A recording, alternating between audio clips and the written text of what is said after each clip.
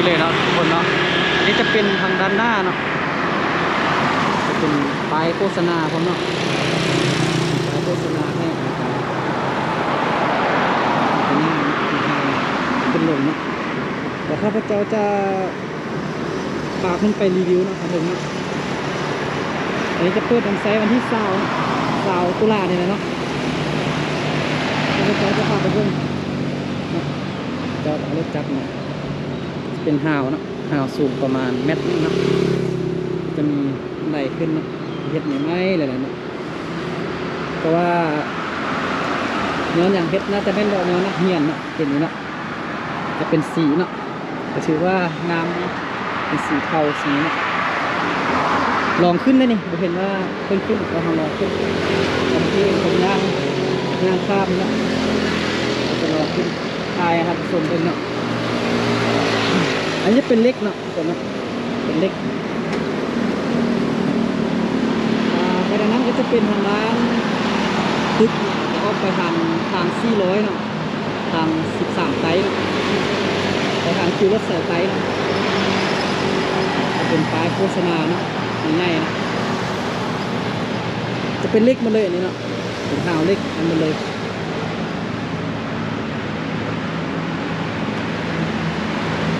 โอ้จะมีรถไฟพร้อมนะจะมีรถไฟเลยโอ้งามเนาะมีรถไฟมีให้ไปทางที่ก็จะเป็นร้านคนคิงเนาะร้านตาบาคนจะย่างเรียนกันเลยจะประมาณ 4-5 คนเนาะย่างส่วนกันได้ย่างเรียนไปเลยประมาณ 4-5 คนถือว่างามพี่น้องเนาะ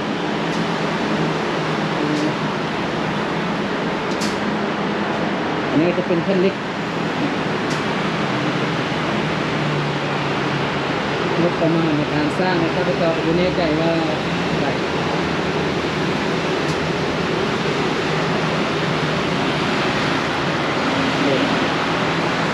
อันนี้ก็จะเห็นเป็นตึกเนาะกำลังสร้างแล้วข้าพเจ้าต้องการให้ดูนี่เลยครับจะเห็นแต่ด้านนี้ด้วยเนาะขึ้นมาเนาะด้านคุณจะไม่เห็นเนาะก็จะเห็นเนาะเสาตักง่ายเลยของคุณจะบูด้วยไปเห็นของคุณมันจะเป็นนั้นบังมันจะมีรถมา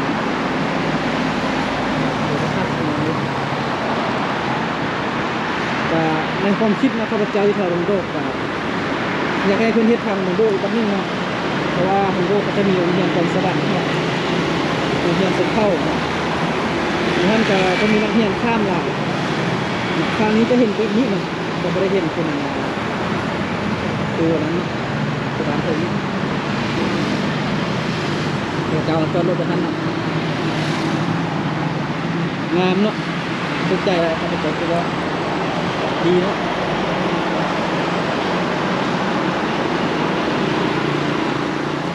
ประมาณนี้เลย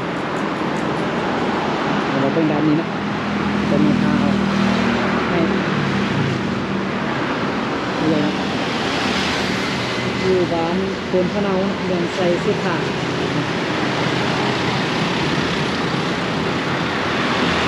จะมีปลายมั้ย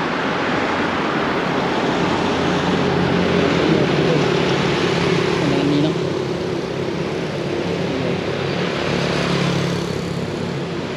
ว่าแล้วเพื่อนใส่100%เดี๋ยวมาลุ้นกันว่าขวดที่2ก็จะเฮ็ดอยู่ใส่เนาะ